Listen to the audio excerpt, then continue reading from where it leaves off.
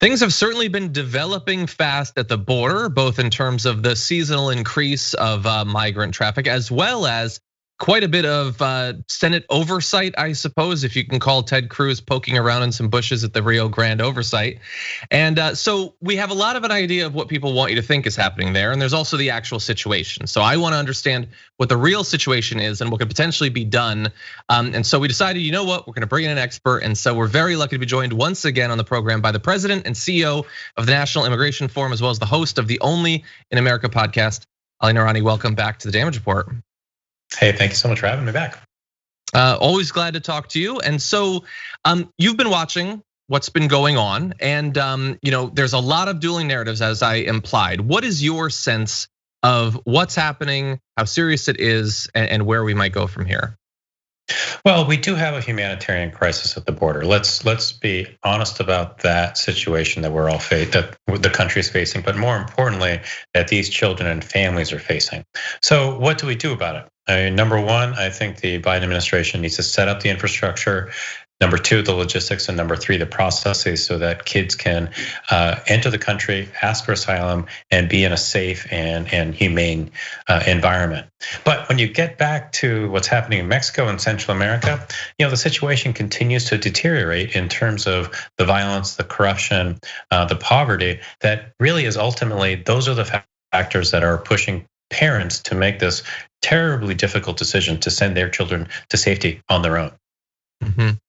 I'm curious about, you talked about setting up the infrastructure. And certainly that has been a thing that we here at the Damage Report have been calling for. Like, we go into this assuming that there is probably not the same sort of government policy designed to produce humanitarian suffering as sort of a warning to other countries not to come here, that's not what Biden's interested in. And yet, I think the Daily Beast was showing photos of something like 500 kids all crammed in small areas.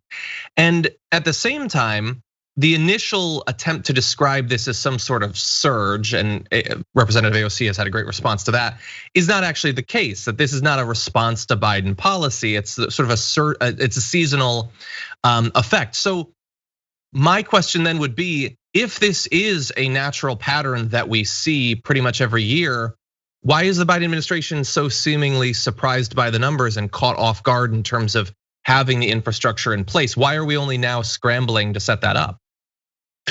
So there's a couple of things in play here. One is, I think we have to acknowledge the fact that the Trump administration, they really hollowed out the immigration systems at the border and really across the country.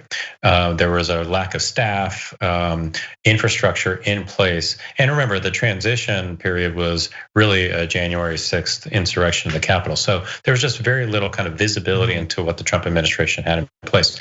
But second, and when you look at the numbers closely and you kind of begin to understand where children are coming from, there was an unanticipated increase in number of folks because they weren't necessarily all starting from Central America, right? So what my point here is that back in March of last year, the Trump administration closed the border because of Title 42. What that meant is that nobody could enter, and if they did enter, they would in essence be spun around and sent back to Mexico. So you had this pent up demand at the Mexico side of the border where families are stuck, children are stuck. And so what we're seeing now in the news reports is the fact that many families and parents are making this decision to send children on their own across the border. So I believe that that is also contributing to the uptick in numbers, because you just had this pent up demand for safety at the Mexico side of the border that then is leading the administration to say, whoa, we thought that people would be coming actually from Central America. We'd have a little bit more kind of planning time, if you will. Okay, and I know that you've recently talked about, you tweeted about the role that the cartels are playing in this crisis. You've identified quite a bit already in this interview, influences on it. What effect are the cartels having? Well, I really think this is one of the least reported and probably least understood factors in this entire issue. So in 2019, I did a couple of trips to Honduras, and I sat down with families who lived in San Pedro Sula or Tegucigalpa or even the Coffee Highlands.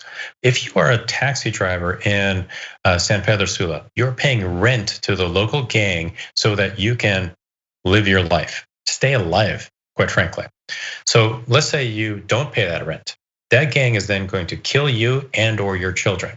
So then you have to pay another part of kind of organized crime, a smuggler, to get you from San Pedro Sula to the US-Mexico border. And then once you get to the US-Mexico border, who's going to actually get you across the river? It's going to be the cartels who are controlling the crossings. So if you are a Central American just trying to make a go of it, you're paying a gang at home, you're paying a gang to escape a gang, and then you're paying a gang to try to ask for asylum in the US. And that is a situation that I think we have to do a better job of understanding, and that Mexico, Central America, and the US have to do a better job of really disrupting these criminal networks.